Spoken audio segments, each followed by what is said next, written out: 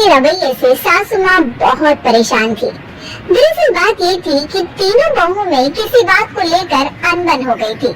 तब से ही तीनों एक दूसरे से मुंह फुलाए रहती थी। ना कोई सीधे मुंह किसी से बात करती, ना किसी का कहना मानती। पड़ोसी भी इस बात को जानते थे और जाने कैसे कैसे बातें भी करते। इसीलिए सासू माँ ने तीनों बहुओं को तुरंत अपने कमरे में बुलाया। मैं कई दिनों से देख रही हूँ, तुम तीनों अलग अलग सारे काम कर रही हो। ये सब नहीं चलेगा, तीनों को मिलकर ही काम करना पड़ेगा। सास की बात सुनकर एकदम से बड़ी बहू बोल उठती है। नहीं मम्मी जी, मैं इन दोनों के साथ कुछ नहीं कर सकती। मैं इस घर की बड़ी बहू हूँ, फिर भी ये मेरा कहना बिल्कुल भी नहीं मानती। अरे जेठानी जी, जानबूझकर मुझे डबल काम करवाती है आप, और छोटी मुझसे टेढ़े मुंह ही बात करती है। इन दोनों के बीच हमेशा सैंडविच बन जाती है मेरी, और मैं हमेशा आलू की तरह बीच में मसली जाती हूँ। मम्मी जी, इन दोनों को लगता है कि मैं छोटी हूँ तो इनके पैरों तले दब जाऊंगी, लेकिन नहीं, मेरा भी उतना ही अधिकार है जितना इन दोनों का है। बड़ी आई दोनों मेरी चुगली करने के लिए, मुझे क्या कम समझ रखा है। तीनों बहू एक दूसरे से बहस करने लगती है और सास दोबारा ये देखकर टेंशन में आ जाती है और सबसे कहती है, चुप हो जाओ, अब से तुम तीनों सारे काम एक साथ करोगी। आंख बंद करके एक दूसरे की बात सुनोगी। तुम तीनों इस बात को गांठ बांध लो, वरना अगली छुट्टियों में तुम्हारा अपना मायके जाना कैंसिल। सास की बातें सुनकर डर के मारे तीनों हामी भर देती है। जी मम्मी जी, मैं समझ गई।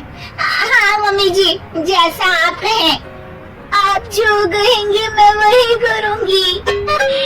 तीनों बहू सास की बात को गांठ बांध लेती है और वादा करती है कि अब से सारे काम वो तीनों एक साथ मिलकर ही करेंगी। ये सब देखकर सास खुश हो जाती है और वहाँ से चली जाती है। नीचे जाकर वो देखती है कि घर में शर्मा जी आए हुए होते हैं। सास जोर से आवाज लगाकर कहती है, अरे बहू, जरा चाय बनाकर तो लाना, शर्मा जी आए हैं। सास की बात सुनकर तीनों बहू तुरंत किचन की ओर भागती है और चाय बनाना शुरू कर देती है। मुझे तो एकदम मसाले वाली कड़क चाय पसंद है, तो हम शर्मा जी के लिए मसाले वाली चाय ही बनाएंगे। अरे नहीं दीदी, गर्मी के मौसम में मसाला चाय कौन पीता है? मैं तो शर्मा जी के लिए इलायची वाली चाय ही बनाऊंगी। ये कैसी बात कर रही हैं आप दोनों? मेरी मम्मी ने सिखाया है कि मेहमान को ज्यादा दूध और शक्कर वाली चाय देनी चाहिए, वरना वो घर वालों को कंजूस समझते हैं। तो मैं तो शर्मा जी को ऐसी ही चाय दूंगी। तीनों बहुएं अपने अपने तरीके से चाय में शक्कर, मसाला, पत्ती सब डाल देती है। उबलने के बाद तीनों मिलकर चाय बाहर लेकर जाती है और शर्मा जी और सासू माँ को देती है। चाय पीने के बाद शर्मा जी सासू माँ को देखकर शर्मा जाते हैं और शर्मिंदा महसूस करते हैं कि आखिर उन्होंने चाय पीने के लिए हामी क्यों भरी। सासू माँ भी चाय पीना शुरू करती है और कहती है, अरे बहू, ये कैसी चाय बनाई है? चाय है या मीठे दूध की बासुंदी? हाँ, चाय अच्छी नहीं लगी क्या? कोई बात नहीं, हम पराठा बनाकर लाते हैं। चलो चलो अंदर। हाँ हाँ चलो। हाँ आती हूँ मैं भी। नहीं नहीं, मेरा पेट चाय ने ही चौपट कर दिया, वही काफी है। पराठे से पोपट नहीं करवाना, मैं तो चलता हूँ। शर्मा जी चुपचाप पतली गली से निकल जाते हैं। अगले दिन सास बहुओं से कहती है, अरे बहू, जाओ जाके ऊपर के गेस्ट हाउस की सफाई कर दो। कल हमारे यहाँ मेरे दूर के रिश्तेदार आने वाले हैं, तो पूरे कमरे को चमका देना, समझी?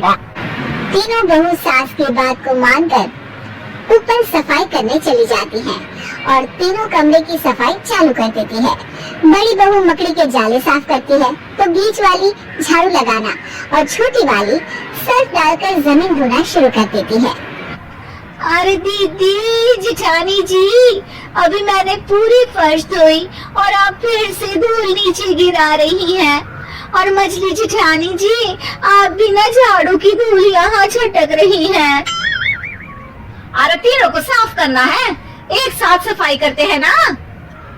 अरे वही तो, हम साथ साथ हैं, घर साफ साफ है।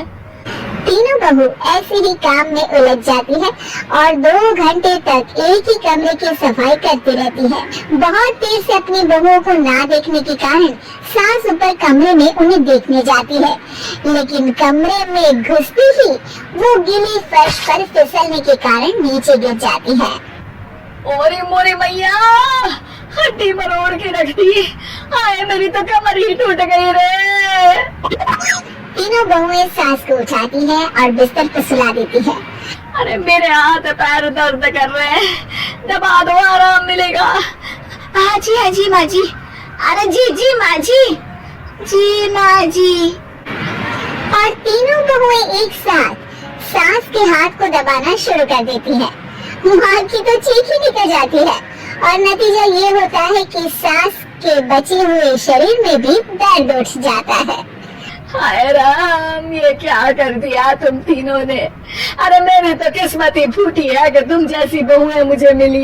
हे भगवान, पूरे शरीर में दर्द बढ़ गया है।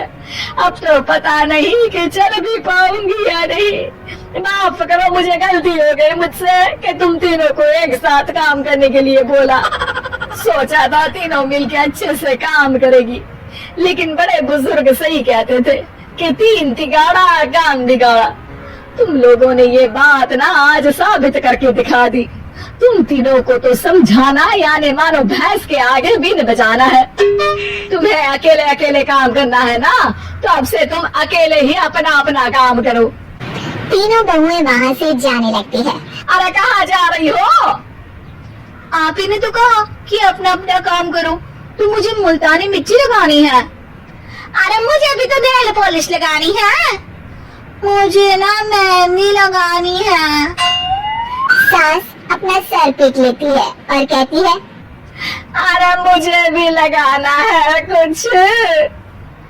क्या माँ जी? क्या माँ जी? क्या माँ जी? तुम्हारे घर वालों को फोन तुम्हारी हरकतें बताने के लिए।